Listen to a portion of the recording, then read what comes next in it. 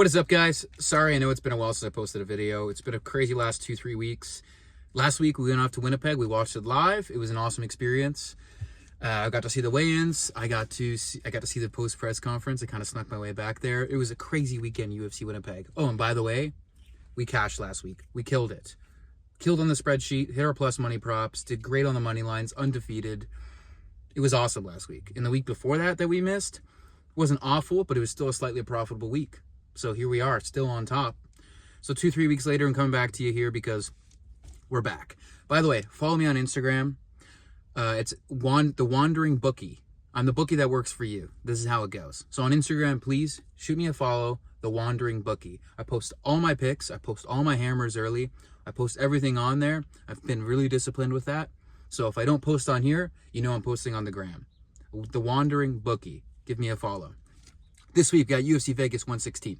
Right off the bat, I'm going to give you the hammer. Yusuf Zalal. I got him at minus 155. You can get him at a better odds now. A lot of these odds have been shifting all week, but I got on him early. Yusuf Zalal is a ballsy pick because Aljamain Sterling has got a great resume, and I can't believe I'm counting him out. I'm taking my first hammer in the main event as well. I've only lost one hammer, may I add here. I'm basically undefeated. I have a draw for a hammer. I have 5 wins, and I've got 1 loss. I know my stuff when it comes to these hammers, and I'm very safe with it. Yusuf Zalal, that's my pick. He can win this striking, he can win this by decision, and he can win this by sub. This fighter has it all. He knows what he's doing. I see this fight going as a technical kickboxing. He's going to keep it on the feet. Aljamain's striking is not that good, but sometimes he seems like if he doesn't have his opponent against the cage, he'll strike, and that's his downfall. I think Yusuf Zalal is going to outpoint him, and he's going to win a decision here. But who knows? That's the hammer, Yusuf Zalal. On to my money lines. As I said, undefeated last week. First one we got, Norma Dumont. Minus 250, I got her. You might be able to get her lower now. I just think she wins this fight all around. She's a better striker. She gets a lot of decisions, don't get me wrong, but she hurts people on the feet. Jocelyn Edwards, I'm not here to disrespect. She has 4 finishes straight, and I bet on her in her last fight at plus 320 for a finish, and it hit. Because we see this coming with these matchups. But she doesn't have what it takes this quick to go up against a Norma Dumont. Next, Alexander Hernandez. Another one, this is probably the least confident out of the money lines, and not saying something because my next one's an underdog, but I just think Alexander Hernandez has the style to win this fight. Again, on a 4-fight win streak, he's fighting really well. He's got better movement than Rafa Garcia. He moves better, and he's got way better striking, and he has the wrestling chops to keep up. He's still young in this game, and I think he wins this fight. I think he's going to win it by decision, but he could get a late finish. I do think it goes the distance, though. Next, the underdog money line pick. Ryan Spann, I got him at plus 125. It might be higher, it might be lower now. I'm not sure. Ryan Spann, unbelievable to get him at these odds. First of all, Buchecha is not that good. He is not that good. And this is coming from somebody who prior bet on him, and I got lucky in that draw last time. I got my money back.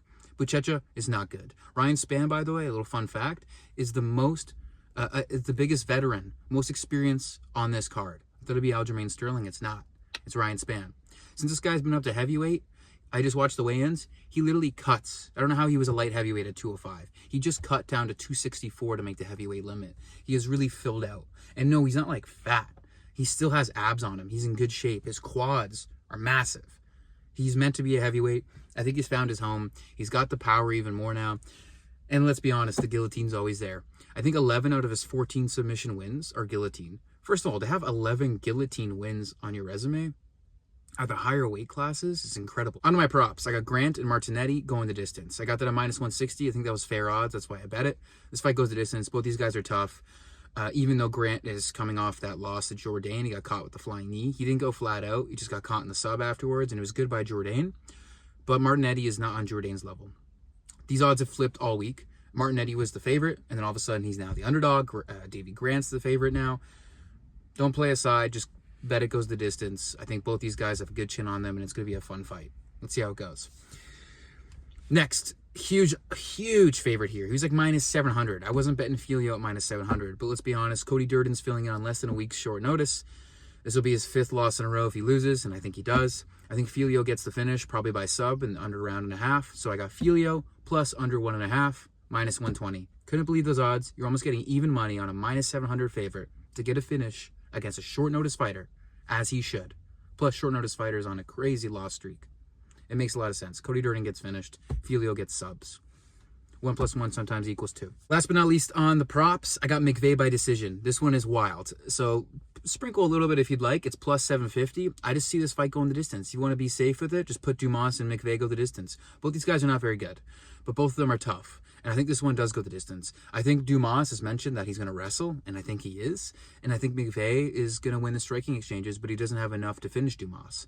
Even though Dumas is a quit button, it's against people like a Dante Johnson, these marauders in there. McVay is not that. Both these guys are not very good. It's going to cancel each other out, and this fight goes the distance. I think to go the distance is plus 400. You can bet that. But I got McVay by decision because I just think McVay's the better fighter, which is saying not a lot because this matchup's weird. They're both not very good. But it goes the distance. I'm putting McVay by decision, plus 750. If that hits, you guys know I know my stuff. On to the parlay of the week. I call it the Vegas parlay. We're in UFC Vegas. Why not? Last week, I got a plus 700. It hit. It was a 3-leg parlay. I just told you the way that the 3 Canadians at the top of the card were going to win. I hit it to a T. Here we are again this week. This one's on the safe side, all while chasing a plus 580. Plus 580 is good odds. First leg, Michelle Montagu by KO, probably ground and pound or decision. Keeps you safe both ways. That's the first leg. Second leg, we got Filio moneyline. Touch this minus 700. It's a good parlay booster. Throw it in there. Then I got Marshall by moneyline. Also a big favorite. Throw it in there. That's your 1, 2, and 3 leg. Fourth leg is Dumont moneyline. Again, that's at minus 250. Throw that in there. That's your 4 now. Your fifth and final leg is Span and Buchecha to go over 1.5 at plus money.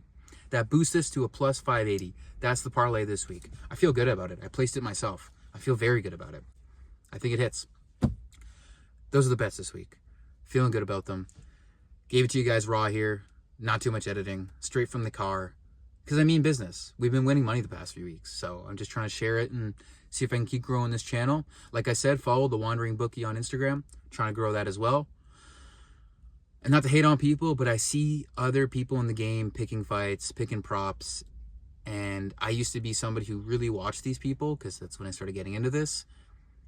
I'm starting, not to get too cocky, but I'm starting to get to the point where I'm not watching them anymore because their takes are ridiculous. Like last week, I can't even tell you how many people hit Burns on a bet. They put Gilbert Burns on their betting slips with their hard-earned money. I couldn't understand it. It doesn't make sense. So again, I'm coming here, giving you guys money. I know my stuff. I'm not biased. I know it. God bless you guys. Let's win some money.